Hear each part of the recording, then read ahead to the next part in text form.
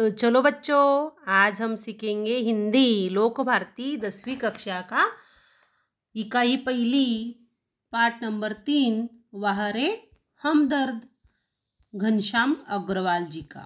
Okay, तो उनका परिचय है।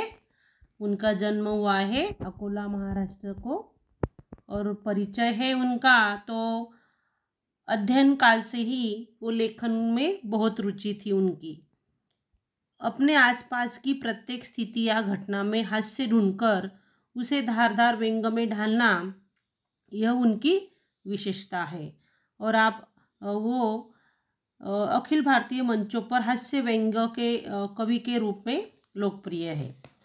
तो लेखक ने गद्य संबंधी मध्यवर्ती कल्पना दिया है। इधर प्रस्तुत हास्य व्यंग निबंध में लेखक ने दुर्घटना के माध्यम से विनोद को बड़े ही रोचक ढंग से व्यक्त किया है। तो हमदर्दी भी कभी कभी किस तरह पीड़ादायी बन जाती है, यह बहुत ही सुंदर तरीके से दर्शाया है। चलो तो अभी हम पढ़ते हैं वाह रे हमदर्द। तो उस दिन जब मैं पूंजीवादी और समाजवादी अर्थव्यवस्था पर भाषण सुनकर आ रहा था, तो सामने एक कार आ रही थी।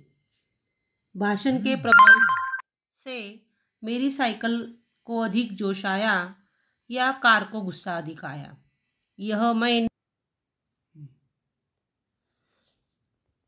मैं निश्चित रूप से नहीं कह सकता। किंतु मेरी साइकिल और वह कार जब करीब आए तो विरोधियों की तरह एक दूसरे को घृणा की नज़रों से देखते हुए आपस में जा भिड़े। मैंने खामखा ही पूंजीवाद और समाजवाद के झगड़े में टांग अड़ाई, तो फलस्वरूप मेरी टांग टूट गई। दुर्घटना के बाद आज भी इंसानियत कायम है, यह सिद्ध करने के लिए कुछ लोग मेरी तरफ दौड़े। आँख खुली तो मैंने आपको एक बिस्तर पर पाया। इर्द गिर्द कुछ परिचित चेहरे खड़े थे।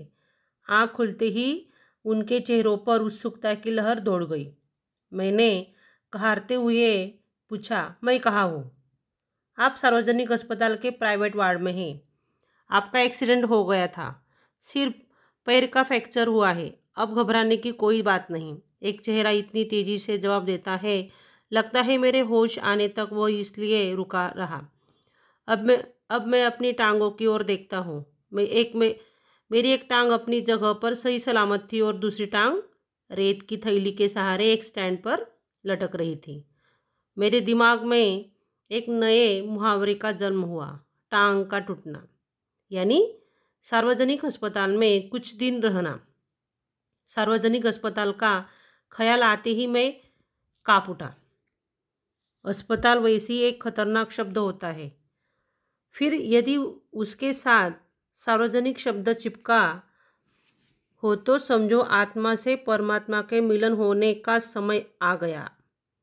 अब मुझे यूँ लगा कि मेरी टांग टूटना मात्र एक घटना है और सार्वजनिक अस्पताल में भर्ती होना दुर्घटना। टांग से ज़्यादा फिक्र मुझे उन लोगों की हुई जो हमदर्दी जताने मुझसे मिलने आएंगे। ये मिलने जुलने वाले कई बार इतने अधिक आते हैं और कभी कभी इतना परेशान करते हैं कि मरीज का आराम हराम हो जाता है। जिनकी मरीज को खास ज़रूरत होती है, जनरल वार्ड का तो एक नियम होता है कि आप मरीज को एक निश्चित समय पर आकर ही तकलीफ दे सकते हैं, किंतु प्राइवेट वार्ड यह तो एक खुला निमंत्रण है कि ये मेरे परिचितों, रिश्तेदारों और मित्रों, आओ, जब जी चाहो, चाहे कितनी देर रुको, समय का कोई बंधन नहीं। अपने सारे बदले लेने का ही यही वक्त है। बदले का बदला और हमदर्दी की हमदर्दी। मिलने वालों का ख्याल आते ही मुझे लगा कि दूसरी टांग भी टूट गई। मुझसे मिलने के लिए सबसे पहले वे लोग आए जिनकी टांग या कुछ और टूटने पर भी कभी उनसे मिलने गया था। मानो वे इसी दिन का इंतज़ार कर रहे थे, कब मेरी टांग टूटे और कब मैं अपना एहसान चुकाए। इनकी हमदर्दी में यह बात छिप रही थी कि देख बेटा, वक्त सब पर आता है। दर्द के मारे एक तो मरीज को वैसे ही नींद नहीं आती, यदि थोड़ी बहुत आ भी जाए तो मिलने वाले जगह देते हैं, खासकर वे लोग जो सिर्फ औपचारिकता निभाने आते हैं। इन्हें मरीज से हमदर्दी नहीं होती, ये सिर्फ सूरत दिखाने आते हैं। ऐसे ही मैंने तय किया कि आज कोई भी आए, मैं आँख नहीं खोलूँगा, चुपचाप पड़ा रहूँगा।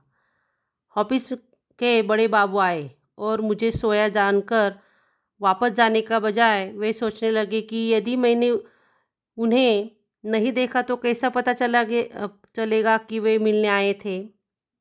अंततः उन्होंने मुझे धीरे धीरे हिलाना शुरू किया। फिर भी जब आंखें नहीं खुली तो उन्होंने मेरी टांग के टूटे हिस्से को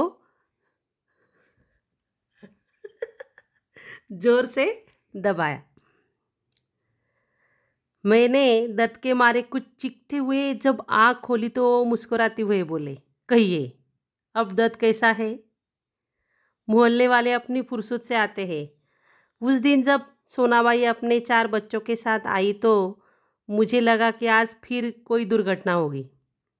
आते ही उन्होंने मेरी ओर इशारा करते हुए बच्चों से कहा, ये देखो चाचा जी। उनका अंदाज कुछ ऐसा था जैसे चिड़ियाघर दिखाते हुए बच्चों से कहा जाता है, ये देखो बंदर। बच्चे खेलने लगे। यह कुर्सी पर चढ़ा तो दूसरा मेज पर। सोनाबाई की छोटी लड़की दवा की शीशी लेकर कथकली डांस करने लगी। रप रप की आवाज़ में मेरा ध्यान बटाया। क्या देखता हूँ कि सोनाबाई का एक लड़का मेरी टांग के साथ लटक रही रेती की थैली पर बॉक्सिंग की प्रैक्टिस कर रहा है। मैं इसके पहले उसे मना करता, सोनाबाई की लड़की ने दवा की शीशी पटक दी। सोनाबाई ने एक पल लड़की को घूरा, फिर हंसते हुए बोली, भैया पेड़े खिलाओ, दवा गिरना शुभ होता है। दवाई गई समझो, बीमारी गई। इसके 2 घंटे बाद सोनाबाई गई, यह कहकर कि फिर से आऊँगी। मैं भीतर तक काँप गया। कुछ लोग तो औपचारिकता निभाने की हद कर देखते हैं, विशेषकर वे रिश्तेदार जो दूसरे गांव से मिलने आते हैं। ऐसे में एक दिन एक टैक्सी कमरे के सामने आकर रुकी। उसने से निकलकर एक आदमी आते ही मेरी छाती पर सिर रखकर औंधा पड़ रोने लगा और कहने लगा, हाय तुम्हें क्या क्या हो गया? कार वालों का सत्यानाश हो। मैंने दिल में कहा कि मुझे तो जो सो हुआ, पर तू को क्यों रोता है? तुझे क्या हुआ? वह थोड़ी देर मेरी छाती में मुंह गड़ाए रोता रहा, फिर रोना कुछ कम किया। उसने मेरी छाती के गर्दन हटाई और जब मुझसे आँख मिलाई तो एकदम चुप हो गया।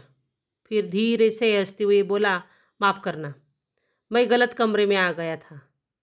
आजकल लोग ठीक से बताते भी तो नहीं, गुप्ता जी का कमरा शायद बगल में है। हे, अच्छा भाई माफ़ करना, कहकर वह चला गया। अब वही रोने की आवाज़ मुझे पड़ोस के कमरे में सुनाई पड़ी। मुझे उस आदमी से अधिक गुस्सा अपनी पत्नी पर आया, क्योंकि इस प्रकार रोता देख अपनी पत्नी ने मेरा रिश्तेदार या करीबी मित्र समझकर टैक्सी वाले को पैसे दे दिए थे। हमदर्दी जताने वालों में हैं वो लोग जरूर आएंगे जिनकी हम सूरत भी नहीं देखना चाहते। हमारे शहर में एक कवि है, श्री लपकानंद। उनकी बेतुकी कविताओं से सारा शहर परेशान है। मैं अक्सर उन्हें दूर से ही देखती ही भाग खड़ा होता हूँ। जानता हूँ जब भी मिलेंगे 10-20 कविताएं पिलाए बिना नहीं छोड़ेंगे। एक दिन बगल में झोला दबाए आ पहुँचे। आते ही कहने लगे, मैं तो पिछले 4-5 दिनों से कवि सम्मेलनों में अति व्यस्त था। सच कहता हूँ, कसम से मैं आपके बारे में ही सोचता रहा। रात भर मुझे नींद नहीं आई और कहा रात को इसी संदर्भ में यह कविता बनाई। यह कह झोले में डायरी निकाली और लगे सुनाने। असम की राजधानी है शिलोंग। मेरे दोस्त की टूट गई है टांग। मोटर वाले तेरी ही साइड थी रॉन्ग। कविता सुनकर वे मुझे ऐसे देख रहे थे मानो उनकी एक आँख पूछ रही हो, कहो कविता कैसी रही, और दूसरी आँख पूछ रही हो, बोल बेटा अब भी मुझसे भागेगा। मैंने जल्दी से चाय पिलाई और फिर कविताएं सुनने का वादा कर बड़ी मुश्किल से विदा किया। अब मैं रोज़ ईश्वर से प्रार्थना करता हूँ कि हे ईश्वर, अगर मुझे मेरी दूसरी टांग भी तोड़नी हो तो ज़रूर तोड़, मगर कृपा कर उस जगह तोड़ना जहाँ मेरा कोई भी परिचित न हो, क्योंकि बड़े बेदर्द होते हैं हमदर्द जताने वाले।